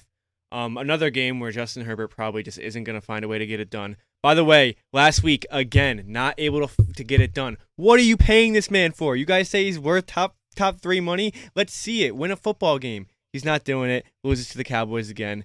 But AC, you're muted. Because you need to put him somewhere like New England or Pittsburgh. We would take Justin Herbert. Come on, with we put open up 20 arms. points. It wasn't like it was a 35, 30, Huff, 32 would you take game. Justin Herbert in the black and gold? Yes. Of course you would. Of course you would. Win a football And I would be game. set for 10 years. I'd be set for 10 years. At least. At least. Like, But, come on. But yeah, I like the Chargers. Get this to at guy least out of the LA, please. Yeah, right. I agree. Or get rid of the head coach. You got to Oh let my one of God, them. the They got to do excuses something. for this man is just absurd. He's a great quarterback, though. I don't care if. Did you guys watch that? I mean, dude, he didn't even play that well. Dak I definitely. fell outplayed asleep him. in the third quarter. Dak I'm not gonna lie. outplayed him. I'm not gonna lie. I live bet the Chargers money line at plus 400, and I fell asleep. I was like, I'm hoping I wake up, took some good news, and I didn't. They weren't Yeah. winning that football game. No, I mean, Dallas Mackie, controls no, that everything game. you say is valid, but I'm still going to die on the hill that Justin Herbert's good. And the worst part is you think so, too. Of course, I think he's good. He's just not. I think he has like Not in this negative clutch situation. gene. I just think he has negative clutch gene. He cannot get it done. He's got to Like, break up with the Los Angeles Chargers. It's just not working out. I want him to break up with the Los Angeles Chargers and then go somewhere else and do the same thing, and then oh my God, it'll be so funny. But if he could just figure out a way to clutch up and win football games in the fourth quarter, he could be a top 3 quarterback in the NFL. But he's not. So he Justin can't. Herbert So needs he's to not. get laid. But they should keep this one close. After all that, I am gonna say they should keep this one close. I think there's value even on the money line, but I think that I'm probably gonna take the plus 5.5. These teams like to go at it, and Justin Herbert likes to put up the numbers until the fourth quarter. So I hate that it's 5.5 in this divisional game. You remember their matchup last year, the Justin Herbert Ribs game? And I think it was 5.5 was the line there too. And the rib game, he almost won the game outright, but he didn't. But he covered. Like, these Chargers Chiefs games are always so tight. Chiefs don't like to cover either. I mean, they did against the like to win. Broncos the other night. But yeah, this is a pretty high spread for this game, I think. This is going to be a great game, I think. It's going to be back and forth all day. But I like Mahomes to come out on top. Maybe we see a vintage Mahomes game here. We've been waiting for it. You think they install Mecole Hardman right back into the offense? Yeah, like he didn't skip a beat. I mean, he knows it like that. So, didn't he win a Super Bowl there? Yeah, he used to. I mean, I think he's definitely going to. I like them bringing him back. Travis Kelce another week getting healthy. That running back room in Kansas City is maybe one of the best in the league. Pretty slept on with how much we talk about their passing, but Pacheco, McKinnon, and CEH, it's a good backfield, good running back room at least. L'Jarius Sneed coming into his own, and Chris Jones playing good defense. I mean, that's they're Super Bowl champions 2 times for a reason. I expect them to win this game. It's going to be a shootout, like a lot of points, and I like Mahomes to get some of those passing props they've been missing out on.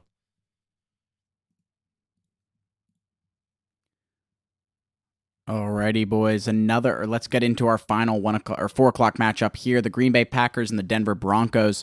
Broncos at home, but the Packers are the favorite, -1.5 there. Their money line, -118. Broncos money line at an even +100 in the total, at an even 45. The trends I got here, the Packers have covered 8 of their past 12 games against a bottom 10 offense, and Green Bay had the bye week to prepare for the altitude in Denver, an advantage that is lessening with time. Denver, 3-8 against the spread in their last 11 home games. Do we like Denver at home here? Just 1.5 points for them. Money line's pretty much closest to a pick 'em as you can get. What are you guys thinking? Can the Broncos win this football game? I think so. Yeah. I think Yeah. so. The Broncos can win any game, but they don't. That's tell you true. that. Yeah. I The like kid- the Broncos here. I'm not big. I've been big on this Packers team, but I find myself in spots each week liking the other team that they're playing just because I can talk myself out of them very easily. Jordan Love has a very high ceiling and a very low floor so far this year. When he hasn't looked good, he has not looked very good. And when he's looked good, he's looked like he could be one of the possible best young quarterbacks in the NFL. But so I think he's realistically somewhere right in the middle of that. I think it's going to be a tough game for him. I know the Broncos defense is, a little bit sketchy, but they still have guys that are there. I know everyone's on the market or they're taking calls on everyone. I'm taking the Broncos in this game. I think they win the game, but it's not a hot take as a +100 money line. Just a home underdog. I like them in this spot. I think they get the win here. Huff, would you card that play at +100 as a home dog? I don't know. Maybe they're just really bad, so I'd have to really think about it.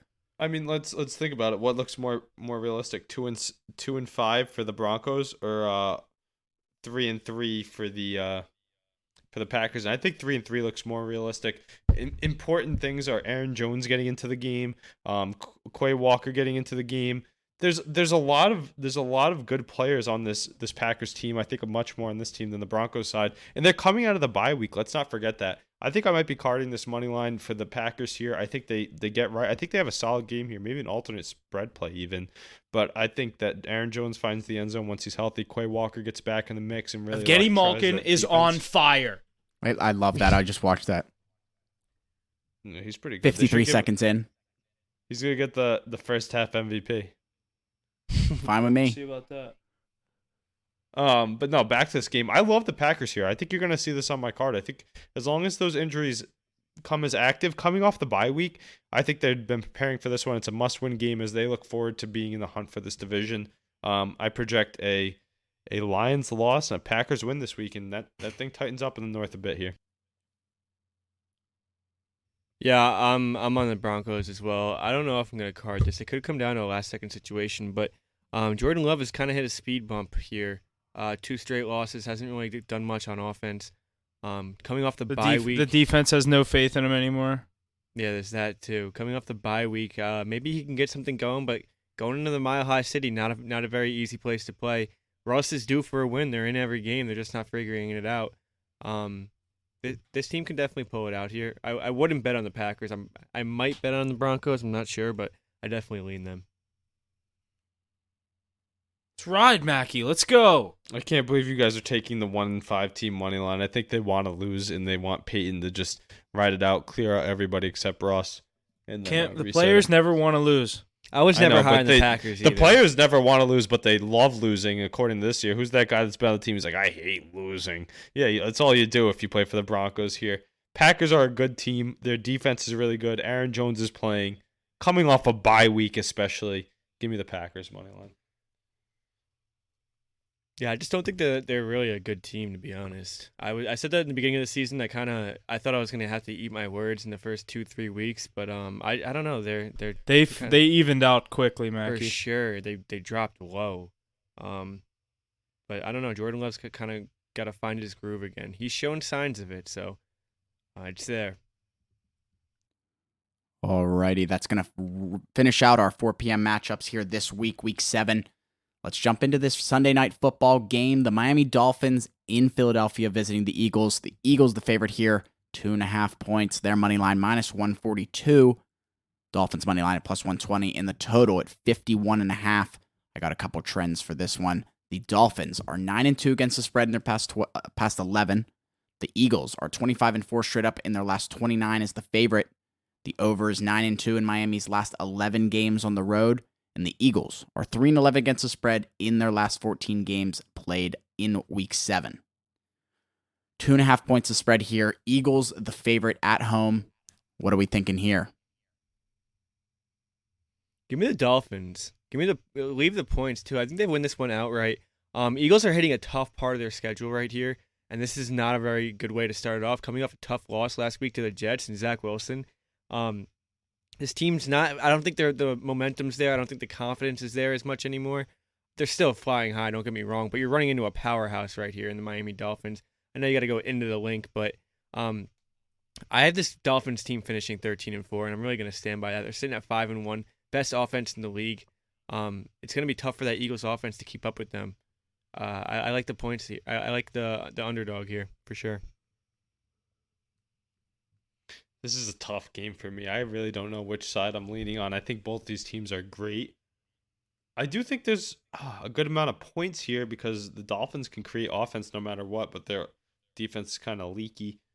It's going to be tough though, because the Philadelphia... I'm kind of the same way as you. That's why I haven't jumped in there yet. I'm like, I don't know. The Eagles drain the clock too, Huff. We were talking about I was going to say, that, dude, that crushes an overplay as well. Yeah, I'm looking at, obviously, this will be my scariest one of the year if I do it the first half under in this game. This will definitely be the scariest one that I'll have to do. It's 24.5. So I at least get the extra couple the points where I can get a couple touchdowns and a field goal, but it'll be one of the scarier ones I take. I definitely think I might take it though.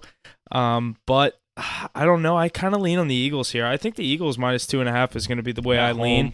At home, yeah, sure. I just off a loss. I like them coming off a loss, coming home. Sunday Night Football. I don't know, the Jalen versus Tua, the whole narrative with that. The Dolphins with Alabama. lost to the Bills. It's a similar matchup. Yeah, I don't know. I lean the Eagles. I definitely like the first half under. I just think it's the Eagles are better than the Bills anyways, but I don't know. Just the same matchups on defense and offense and whatnot. Like offenses that can both score and then a better defense for the home team. I don't know if I'm going to card this. You'll have to check my card on Sunday Night Football for this one because I don't know my exact plays. I like some guys to score, but I like the Eagles to go slow. I don't know. This will be a great game, though. Great Sunday Night Football game. Also, Senators up 2-0. That's nice. I didn't end up touching the Wings game. I think I saw something. Husso was 0-4 against the Penguins in his career. Alrighty, boys. Great Sunday Night Football game coming up. Going to be honestly a good shootout, I think, between those Dolphins and those Eagles. Let's shift our focus over to Monday night. The 49ers and the Vikings in Minnesota. The 49ers the favorite here at -7. Their money line -310. The Vikings +250. And the total at 44 even. The trends I got here. The 49ers 1-4 against the spread in their last 5 road games. Vikings failed to cover 6 straight at home, but the 49ers are 20-4 against the spread in their last 24 conference games. So playing well in their conference, but not very well on the road as of late. What do you guys like here on Monday before we get going into some of the other leagues?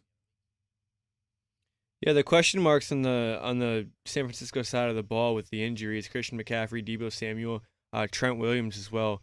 This is a Monday Night Football game, so it's more time to recover. But those are definitely going to be key in which side I lean on this game. Vikings still really aren't that bad of a team. At home with a 6.5 point spread, they got 2 wins in a row under their belt. They're kind of moving right now. Again, it just comes down to whether the San Francisco 49ers are going to be fully healthy or not. But if this team is banged up, and there's value on the Vikings money line. We just saw the Niners tough game against the Browns. They couldn't get anything going. Purdy didn't look steady at all. He didn't look confident at all. Kind of throwing interceptions left and right. Vikings defense is not the Browns defense, so it might be a little different in that sense. But not even close. Yeah, exactly. But there could be value on this Vikings team. They're rolling. They're not bad. Started off 0-4, so a lot of people gave up on them. But this Niners team is a lot different with those injuries.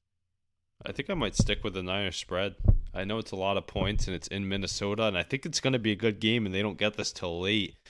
But without Jefferson here, I lose faith in what they're going to be able to do. They didn't impress me too much against the Bears last week, honestly. I think this San Francisco 49ers offense will have its way. They have good depth. That defense is rolling. I think Dre Greenlaw will be back this week. That's a massive add. I just don't see many points for the Vikings in this one. I think with whatever crew they have, even if it's a skeleton crew, the 49ers can get the job done, put up points on the board. Yeah, I kind of lean on the Niners here too. I think I don't know. I don't love that 7 points. I'd like it to be 6.5. But the even 7 on FanDuel, definitely if you like the Vikings, you got the full 7 points. But I don't know. I kind of lean on the Niners here, kind of the same reason I like the Eagles in the Sunday night game. Just get right game. I know they're also on the road still, up in Minnesota in a dome. I definitely think Monday Night Football, that place is going to be rocking, even without Justin Jefferson and all the question marks going for the Vikings. But like Mackie said, they've picked up 2 wins back-to-back. They're rolling right now.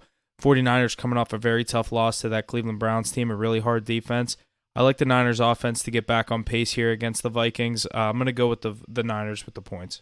Yeah, I was actually wrong about that. The Vikings dropped that game to the Chiefs 2 weeks ago, but they've won. I thought that was 3 weeks ago. When you said that, I was like, yeah, that was 3 weeks ago. Did they have a bye already? No, they haven't had a bye, but I mean, they only lost 27-20 to the Chiefs. They stayed in that game, and they got 2 out of 3 of their last wins. So that doesn't really take That's what anything it away is. from 2 it. out of 3 in the Chiefs game. Yeah. The pass interference, really, they got fucked on, but Ace, I know you hit on that, so good. That was I had the Vikings plus 6.5 too. I got it live, and that was he took his, even if you don't want to call it pass interference, he took the fucking helmet off after. That's a 15-yard penalty right there. The ref literally said, "Put your helmet back on." What, if you're not going to call the pass interference, you're going to not give him that. Call that. Like, are you serious? But those refs wanted to get the fuck out of there. Nobody likes the Vikings. Come on. No, Vegas called. Vegas called. Hey, they burnt me earlier when they called Sean McVay earlier this year. Yeah, they definitely did that. But they said Taylor Swift is up in the lounge. You gotta give the Chiefs the win here. That was Taylor's crew calling, not Vegas. I was gonna say, all the Who has more Swifties pull? were all over the Chiefs. Vegas needed it. Alrighty, boys. Good stuff out of the NFL this week. Week 7 here. As we conclude that, let's jump over to the NHL here. A quick note. Connor Bedard's regular season debut with the Chicago Blackhawks drew 1.43 million viewers on ESPN against the Pittsburgh Penguins on opening night there last Tuesday. Pretty ecstatic for the NHL and ESPN to be getting so many views and stuff on opening night there with all the competition of, baseball and NFL, especially not on a Tuesday, but you know what I mean. So good stuff there. Any comments on that? I didn't really expect anyone to comment. I just want to say it.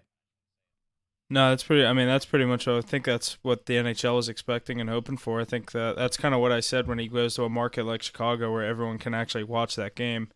It's kind of unlike where you have to stay up till fucking the ass crack of dawn to watch a full Oilers game to watch McDavid play.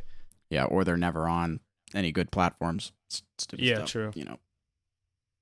Alrighty, shifting over to the NBA. As I said, the NBA season starting here October 24th, just about a week away. We got 1 point here. The 2023 NBA season tips off next Tuesday with new look teams all around the league. Let's take a look at the odds to win the Eastern Conference Final, Western Conference Final, and the NBA Finals. Jumping over to that now. Conferences here. Let's start in the East here. Some teams rounding that list. The Bucks and the Celtics both at plus 125, followed by the Cavs at 750, 76ers at plus 1,000, and the Heat at plus 1,100 to round out that top 5.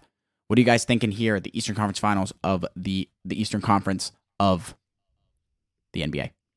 Show me the value on the New York Knicks. New York Knicks plus 1,600 there, 6th place here on FanDuel. I have 1,800 Mackie on MGM. I mean, dude, if they can Probably get look at Cat Betstamp for too, this. they're looking at Cat right now. If they can get Cat, definitely puts them in that question. They just even last year they put up a nice showing. Jalen Brunson is good, dude. If he can get Cat on his side and with those role players, I mean, I think they can definitely be a sleeper team in that Eastern Conference. But then again, that Eastern Conference is so top heavy with the Bucks and the Celtics. I wouldn't even say the Sixers because they can't really get past the second round. But it should definitely be either those Bucks or Celtics. Probably those Bucks with the addition of Dame, but we know what those Celtics can do as well. So I think that you got to go with the Bucks here. You gotta. Yeah, I'll cut in here real quick before Ace gives his take on his Celtics. I like the Bucks. I'm just a big Giannis guy. So I think the addition, he finally gets someone that I can, I mean, he's had Middleton, he's had a bunch of role players up He's there got in a Milwaukee. ring, man. That's what I mean, dude. He did it he did it with with Middleton. I like that team that they did it with. Drew You had Holiday. another true superstar in Damian Lillard. I think the Bucks are. I mean, there's gonna be a lot of people picking the Bucks. That's the only thing that kills me. But How I can you don't know. not, I though? don't.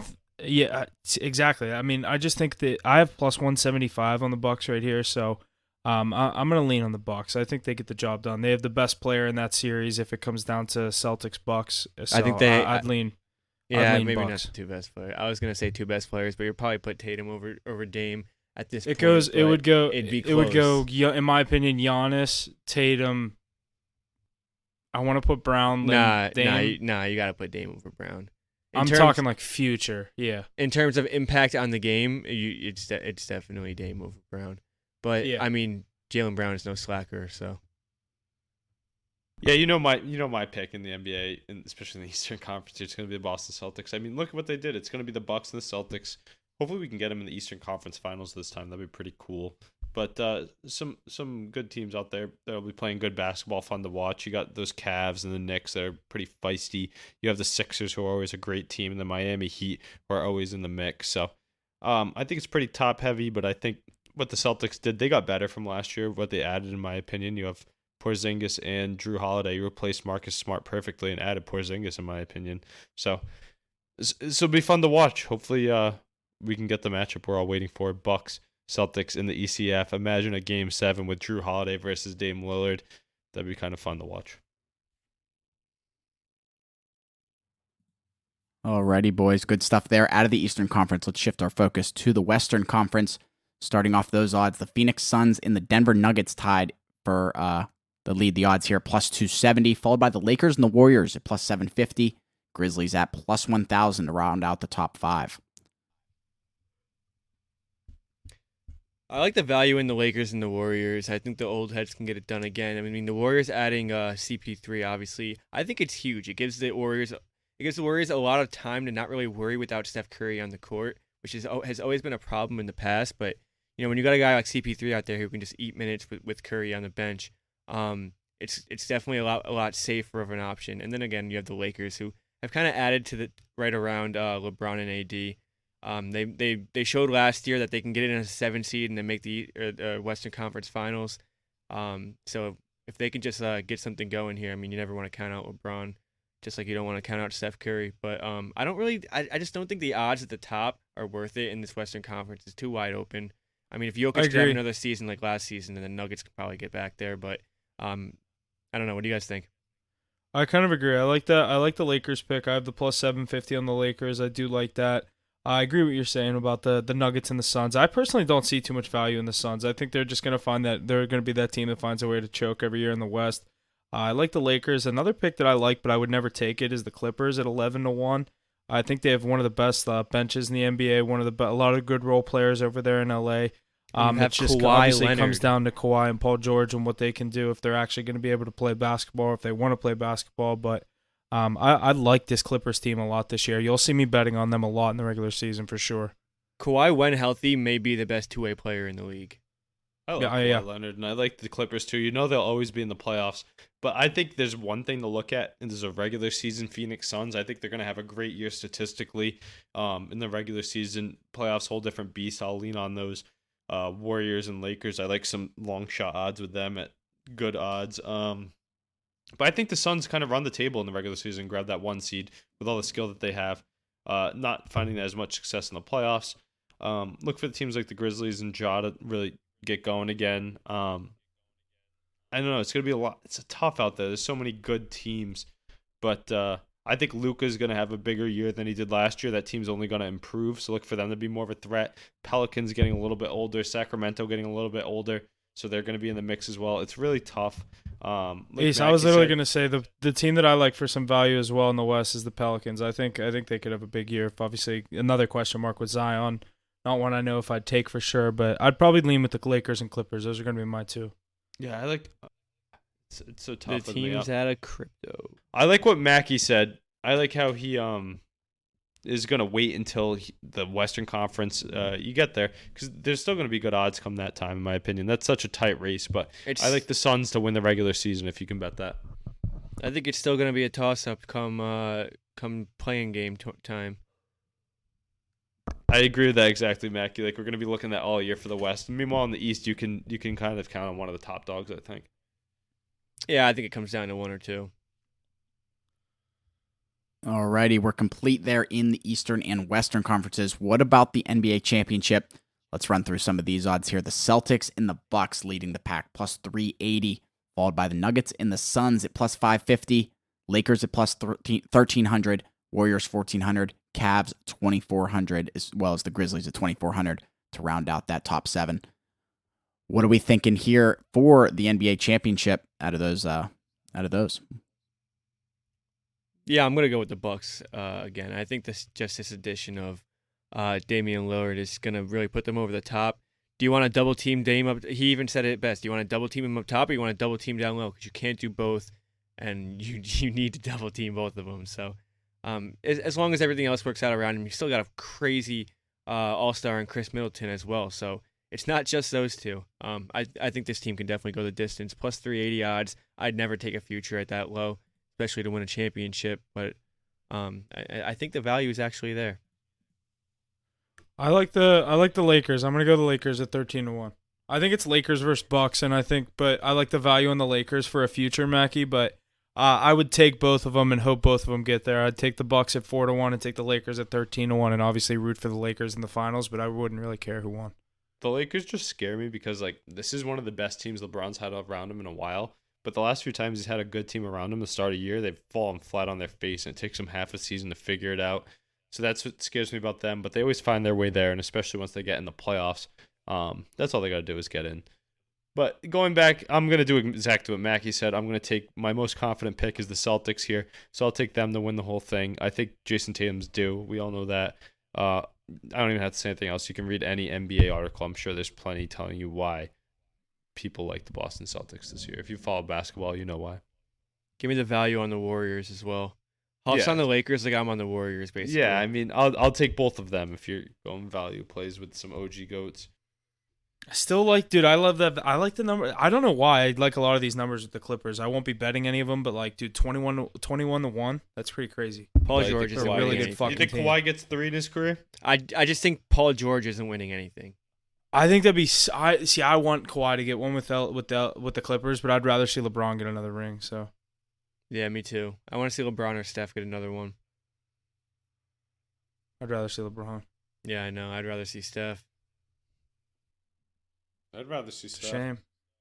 Yeah. Fuck Steph. If Steph wins another ring, where does that put him all time? Best point guard. I don't know. I mean, I think Magic's a top 3 player all time. So. Yeah, no. I'd say. I probably top 5. I say he's like 7 to 8 right now. What's he have? 4, 3, 4? 4. Yeah, that's pretty good. He got the 3 in 4 years, and then KD left. He was injured a year, and he said, "Fuck you, I'm getting another one." Now he has the same amount of rings as your king. Yeah, LeBron's been there and done it with a lot worse teams, though. Not my king. Yeah, LeBron's but that done it last with ring, way worse teams. Career loser in the finals. Not really. I mean, what worse team has he won it with? He's been there with worse teams. That's what I'm saying. He's been there with way worse teams, but every time Steph gets there, he's playing LeBron in the finals, and that's why he's lost. He's playing. What about LeBron. that last ring? Definitely proved that he's. No, I'm not arguing that. I'm saying people love to point out that LeBron's 4 and 6 in the finals or whatever he is in the finals. It's like I didn't say anything about his losses. No, I know. I think his accomplishments of getting to 10 straight finals is absolutely absurd, and he wasn't really. He shouldn't have won 7 of them. Because the year he won in Cleveland, he didn't have what's it called? Oh, the Kevin Love injury. They had Kyrie. They lost in. Yeah, they had. I mean, yeah, that's what I'm saying. There's just always something. I mean, there's always injuries and everything, but yeah. Would you take that 2016 Cavs team over the 2021 Warriors? I think it was. Who'd they lose to? to? The Celtics. They beat the Celtics. Oh, they beat the Celtics. Take the 2016 Cavs. The What was the team question? The team that beat the 73-9 Warriors, 2016 Cavs. Are you taking them over the 2021 Warriors? No, I just think LeBron had a fucking year and a half that year. Like, I truly just think LeBron was like the best player in the world that year. Do you? I think 2018 was his peak, definitely. No, 2018, that 2018 playoff run. If you ever want to make a case for LeBron, you are going to show them highlights of that 2018 playoff run. It's solely like the most impressive thing I've ever seen a human do ever. And he got swept 4-0 in the finals, and it's still the most impressive thing I've ever seen anyone do. The J.R. Smith, yeah.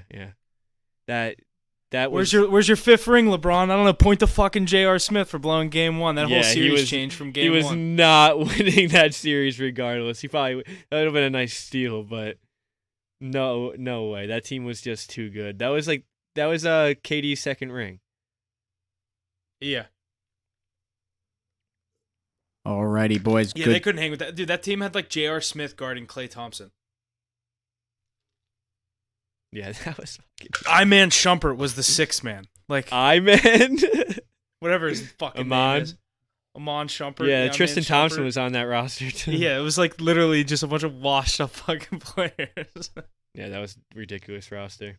And they still swept the Toronto Raptors. That was the most LeBron Cleveland roster of all time. He's like, Shumpert, he's a free agent. He hasn't played in 2 years. Let's get him in here on $1 million deal. Like the 2007 Finals Lakers or Cavs team. Yeah. Alrighty, boys. The NBA is definitely heating up here as we gear towards that season starting next Tuesday.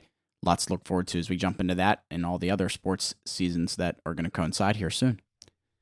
Jumping over to college football, the Georgia Bulldogs star tight end Brock Bowers suffered an ankle injury last week and had ankle surgery that will have him out 4 to 6 weeks as he's a major part of that offense. Does this affect Georgia's chance to three-peat here this season in the college football world?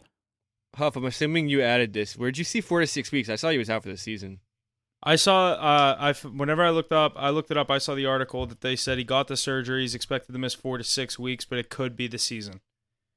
They don't want to evaluate. That means they're probably going to reevaluate come, you know what I mean, that 4th or 6th week. I mean, they're going to be looking at it the whole time, but they'll reevaluate and probably give a new timetable, I guess you would say. But yeah, I don't know. I personally didn't like Georgia's odds to three-peat going into this season, and I definitely don't think this helps them. They're not the best team in the country. Their prior 2 seasons and their prior success is still why they sit at number 1. I mean, they've shown slip-ups throughout this season. They're definitely a college football playoff team, in my opinion, but I don't think they're the best team in the nation. I don't see them winning the national championship this year. So losing your best player, yes, I do think that hurts their chances. Yeah, especially now. I mean, this was the safety blanket for that Georgia offense. Georgia's never really lived by their offense. It's always been a defensive team, but they've always been able to have that offensive power in the games where they need it. They were like, shit, nothing's working. The running game can't get going on Alabama. Where's 19? Where the fuck is 19 exactly. at? Yeah. So they don't have that anymore. I didn't love Georgia coming into this season. They're 7-0. They should be 7-0. But I was big on. I keep blanking on their quarterback's name. What's his name? Is it McCord or he's Ohio State? No, Kyle McCord's in Ohio State. Carson Beck. Carson Beck. It is. Yeah. Yeah. He's not a Stetson Bennett. I'll tell you that. No, but I looked for him to be more like a Jake Fromm or like a Stafford type, but not Stafford meaning like all-time NFL quarterback. I mean more like Fromm. You know what I mean? Have the success at Georgia. Georgia's not necessarily an all-time Georgia. Dude. Georgia could drop this game this week in Gainesville. I think that's possible. If they don't, they probably should go undefeated, and then they will make the college football playoff, of course. But if they drop a game before the SEC championship and they lose that SEC championship, we could see Georgia fall out of that top 4. I think they're good enough for a college football team or college football playoff team. But we could see a scenario where they do fall out. I saw this meme. It was like, it was a picture of Jordan Travis and all of his stats from this year, and then it was a picture of Graham Mertz and all of his stats from this year. And it's like, Heisman candidate. It's like if you ever seen the memes where it's like beautiful, independent, empowering, and it's like says all the mean shit on the other side, and it's like Jordan Travis, Heisman candidate, Graham Mertz, washed up SEC quarterback or Big Ten quarterback, and their stats are literally the exact same. But I saw that. I don't know. I've told you, I don't know. I don't think Graham Mertz is that good, but I saw the stats. I'm like, I guess this is literally me because I love Jordan Travis and I talk so much shit on Graham Mertz. But Did you felt attacked by that? I literally was like, did someone hear me talk about them? Like, is this like? I literally was like, is this on my For You page? Because this is definitely targeted at me.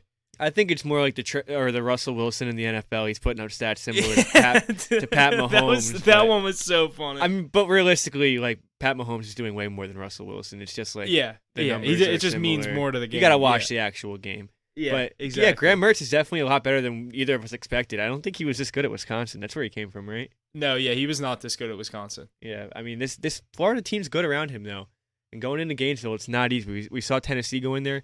What was that, like a month ago?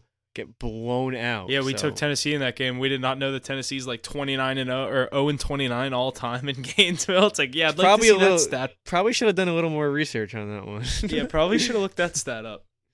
But yeah, that's gonna be a good game. But yeah, Georgia could be in trouble here. Alrighty, boys, good stuff there. College football in full swing as we know it. But let's head over to the MLB. We're in the middle of the playoffs here. The Philadelphia Phillies continue to show their dominance in the 2023 playoffs as they lead the Diamondbacks with a 2-0 series lead in the NLCS. Philadelphia is 2 games away from back-to-back World Series berths. What do we see them doing here tomorrow night? They're playing tomorrow Thursday against the Diamondbacks again. Do we see them going up 3-0? What are you guys thinking? I think this is going to be a sweep, to be honest. We've seen this. These are 7-game series, right? Yes, they are. They are. But I think the Phillies, this is just a powerhouse team. They're running into a team that is lucky to be here, in my opinion. They just kind of got here. They jumped in a pool for getting here. But they look dead in the waters. Their 2 best pitchers just got shelled. So Phillies are just rolling the bats. They're going, whoever they put on that mound, they're going to hit them. And the Phillies pitching is even going as well. So we saw this last year. This team got hot. I think this could be their year, though. Ace has been riding it for a while. He said it a few months ago, actually. So let's see what he has to say. Yeah, I've been on these Phillies all season long, dating back to even preseason. It was one of my long shot picks. But yeah, they're insane at home. Not much more needs to be said about it. How great they're playing Red October. I mean, this lineup is built for the playoffs. One thing I will say though, I think that I'm projecting a gentleman's sweep 5-1. They end it back in Philadelphia. What do you think? 4-1. My bad. 5-game series is what I meant to say. 4-1 overall. 5-game series. Gentlemen's sweep. They're gonna play an extra game just because Ace wanted them to. Yeah. Just so we can bet on them one more time, Huff. Yeah. No, but we might get some better value on the Phillies. I think the Phillies split out here in Arizona, though. I don't think they get completely washed. I agree with you, though. Jumping in the pool, their championship was last series beating the division rival Los Angeles Dodgers. Nobody thought they could even get there, and then they beat them, swept them. So, I mean, they're going back home. They're going to grab one. It might be when Suarez gets the start, I think. But once they go back home and they get either Wheeler or Nola on the mound, that's when they're going to close it out in front of their fans. Hit that Harper home run shutout to our guy, a beak, jumping on the pod. He texted me that day. He's like, Bryce Harper's birthday, bet on his home run. I did. Smashed one in the first inning. So this team's been a wagon all year long. Yeah, all postseason long. I was so sick of not taking the Phillies in these games. I just started taking them the 1.5, and that's worked for me so far with them in this NLCS. I have an interesting little Mackie. I kind of agree. I think this could be a sweep. I think I obviously have the Astros tonight to win this game. I think that's going to be 2-1. I like the Astros to even things up 2-2. I think the Astros and Rangers are going to go obviously at least 2-6 games, possibly 7. Yeah, and the Phillies are going to have a couple days off. Those bats could cool down. I'd like maybe the American League team to win the first game in the World Series if the Phillies get there. I think then you could see some people pull off of these Phillies. I wouldn't jump on. I know they're definitely the most exciting team. I definitely could see if they sweep the series, that would not be the best thing for them. I think they want this game to go 5, or this series to go 5. You never want it to go longer than you want to just clinch it and get there, win the pennant. But I don't know. I could see the Astros sneak their way back and force this thing to go a little longer, and the Phillies cool off a little. Tonight's game is the biggest game of the playoffs in Huff's opinion. Yeah, for sure. But you guys really think those Astros come back? I think they're kind of dead in the water. Texas 7-0. Why not? Why is that crazy to say? They're down 2-0. They just lost their 2 home games. Now Scherzer's going on the mound tonight. I mean, this Rangers team has not lost. They're 7-0 in the playoffs. They swept the wild card. They swept the first series. They're 2-0 now. I mean, When they've been hot all year. This is literally when I've been waiting for the Astros to turn Mackie, things this is what around. they've All done they all had to year, do is though. get here. This is what Yeah, they've done all year. When they're Exactly. good, they're good. So at least it's not uncharacteristic. They can keep things going, and they're going home now against these Astros. They just stole 2 on the road. I just don't see a scenario where the Astros can force this 7 games. Maybe they can get it 6, but then you're going back to Texas, and or I shouldn't even say Texas. Then you're going back to Arlington, and it's going to be hard to win on the road. Where they could have already won 2 games though. Yeah, I mean, yeah, you're banking on them to win 2 games on the road. So yeah, in that sense, yeah. But I don't think you're against the hottest team in baseball, second hottest team in baseball. I'll give that to the Phillies right now. But these 2 teams, I mean, how can it not be the Rangers versus the Phillies right now? These teams are playing incredible baseball. Bats are going on each sides. I think it's too easy. It's not too easy when it's 2-0 in both series. There's no way both of these end in 5 or less series or 5 or less games. This One has of been these the is going worst, 6, but this and has it's been the gonna be worst this one. playoffs to date. I mean, the wild card games, you didn't have one score game. They were all 2-0 sweeps except for one, I think. We've seen sweeps after sweeps. I mean, this is statistically the worst MLB playoffs we've seen. I wouldn't be surprised if we see 2 NLCS, ALCS series that are under 6 games. It's going to be interesting. I'm hoping I can get I Phillies would. I got the Astros. Astros in 7. I'm hoping I can get Phillies Astros, but this game tonight is monumental. Verlander with the L, Framber Valdez with the L. Javier's going to get the dub tonight. You're banking on it. You're banking on it. Dude, he's so good on the road, dude. They're going to get the win tonight. Hold me to that. If Scherzer plays like Scherzer should play, then they're not going to get the win. You But guys if already Scher- jumped I mean, into Scherzer, that. Sorry, Mac, you got. it's just Scherzer's first game back, so if he could shell, I mean, it wouldn't surprise me per se, but even if they win this game, I think it's still 3-1 going back to Houston. Alrighty, boys. Good review there. MLB playoffs in full swing here. We'll definitely touch more on that come next week. But that's all I got this week. Make sure to check out our live stream each and every Sunday morning, 10 a.m. Eastern. Available just about everywhere. We're excited to have you guys there in the comments, in the chat, giving us your plays, asking your questions, all that stuff. So make sure you're firing off that. Subscribe, like, make sure you follow everywhere. That's all I got this week, boys. Anything else to add? No, that's going to do it for me. Like we said, MLB playoffs rolling. NHL, NBA is going to be starting by the next time we talk next week. So all the 4 sports are rolling. October's finally here, the best, if not the second best sports month of the year. So stay tuned for the NFL cards this weekend. Other than that, thanks for listening. Show us some love wherever you're listening at. Like, follow, subscribe. We'll see you guys next week. Thanks. Alrighty.